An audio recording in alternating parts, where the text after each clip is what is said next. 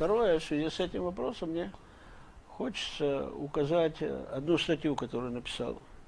Трижды лауреат Пулитцеровской премии в либеральнейшей газете, демократической газете, самого демократического государства, Нью-Йорк Таймс, Том Фридман. Ирландец по фамилии. Да. Ну не китаец, но как минимум ирландец. Ирландец или норвежец, или сын турецкого подданного. Том Фридман. Как говорили в Одессе. Хорошая американская фамилия. Да. Так он написал, что Путин и Россия, они опаснее ИГИЛа. Смешно. Это не так смешно, это же Нью-Йорк Таймс пишет, это пишет трижды лауреат. Опаснее ИГИЛа. Вот. И в первую очередь надо разбираться с Россией, а не с ИГИЛом. Второе, он написал, и тут я обращаю внимание на его ирландское происхождение, что нынешнее руководство Украины разделяет с нами, то есть с ними, с американцами, одинаковые моральные ценности. Насколько я понимаю, он, как ирландец и как американец, полностью солидаризируется с тем, что сказал премьер-министр Украины, что украинская армия и немецкая армия во время Второй мировой войны вместе отражали советское нашествие. Да, тяжелая фраза. Вот. Это входит, вероятно, то есть если мы берем отношение к ИГИЛу, если мы берем отношение к этим, это, вероятно, входит в тот набор моральных ценностей, которые общие для американского правительства и для украинского. Только тогда вопрос, а против кого воевала американская армия во Второй мировой войне? Она воевала против этих моральных ценностей, которых провозглашает этот товарищ. Вот. Или она воевала, или российская, советская армия, Красная армия, которая воевала во Второй мировой войне, она и остановила уничтожение 6 миллионов ирландцев, которым принадлежит товарищ Фридман. То есть это знаменательно, потому что это, говорит, самая популярная, самая демократичная, самая принципиальная газета самой демократической страны мира. У меня с этой газетой была своя история. Я хочу рассказать два момента. Один это было до меня. В 1938 году эта газета признала человеком года кого? Гитлера. Гитлеру. Да. Правильно. Все помним. Да. У меня тогда не было, и тебя тоже. Но мы помним, о чем. Но через 30 лет, когда мое письмо, копия моего заявления в Верховный Совет с требованием отказаться от советского гражданства в знак протеста против политики Советского Союза по отношению к Израилю и дискриминации по отношению к еврейскому народу, и для того, чтобы дать мне выехать, препятствуя, чтобы устранить препятствия и разрешить мне выехать в Израиль, как еврею. И вот что делает редакция этой демократической газеты в рамках общих моральных ценностей? Они говорят, мы это письмо печатать не будем. О, вот это я не знал. Почему? Для меня новость. И они сказали причину. 67-й год. Какая причина? Обидятся палестинские товарищи? Это письмо слишком антисоветское, и это письмо слишком сионистское. То есть я вижу, что демократические, свободолюбивые традиции Нью-Йорк Таймс, как они были в 1938 году, как они были в 1967 году, так они и сегодня. Они продолжаются, они, вероятно, бессмертные. Только товарища Фридмана в 1967 году был другой товарищ Фридман, тоже ирландец.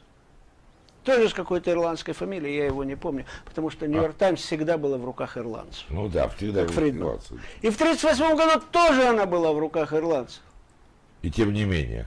И вот эти ирландцы 1938 года, свободные американские граждане, они избрали Адольфа Алойзовича Человеком года. человеком года. And I say that, and that's something that Nazi Germany would have done and did do. I think it's a disgrace. That information that was false and fake and never happened got released to the public. As far as BuzzFeed, which is a failing pile of garbage, writing it, I think they're going to suffer the consequences. They already are.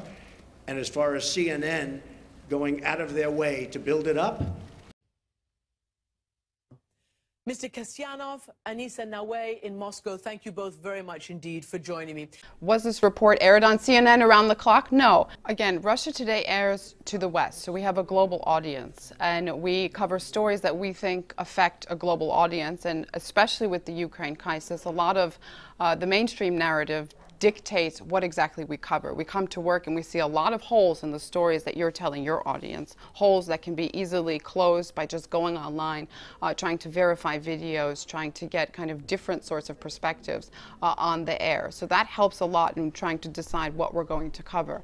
And I think it's careful when, you need to be careful when you start bringing these sort of nuclear threats taken out of context. This is a very serious issue, and as journalists we need to be careful when we pick and choose what quotes we want to give to a global audience. I have to say, I do not know what you're referencing specifically about this Russian, what Putin said to a Russian television. To be honest, I work a lot and I don't exactly watch the Russian media every night.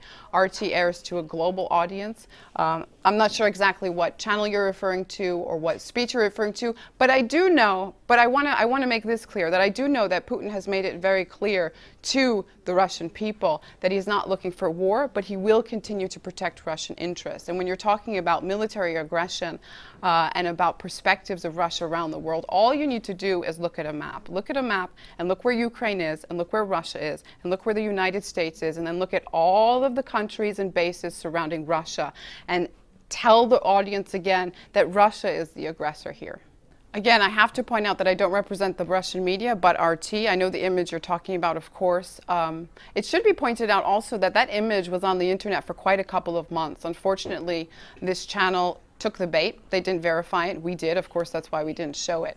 But to sort of condemn the first channel for mistakes that we've all made. I remember very well Jim Clancy of CNN showing a video in Donetsk in May of this year of a supposed helicopter being downed by these anti-Kiev fighters. We went online, we checked the video. The video was from Syria. We never even saw a retraction from CNN. So it's a little difficult to judge. Obviously, this is a market. They were trying to perhaps have a scoop. It's a dangerous thing. It's very unfortunate that they took the bait, and it's a very dangerous trend. So all I can do as a journalist is, yeah, condemn it. It was a mistake, but they're certainly not the only journalists in the world that make mistakes like that. I think President Putin has made it very clear to both Russia and to the international community that what he wants is for Russia to be respected, mutually respected on an equal playing base, and that he wants dialogue to prevail. And so I think it's very dangerous to sort of talk about these kind of warnings in secret. I mean, there's nothing secret. All of this gets out. Obviously, you went and found this apparent secret nuclear conversation that he had to Russian media that wasn't supposed to get out. Everything is available. There are so many perspectives available. You can go online, you can analyze Russian media, you can analyze CNN. I disagree that that's what's happening. Certainly at Russia Today. Like I said, we always cite the Ukrainian government. We always cite Western governments, Europe.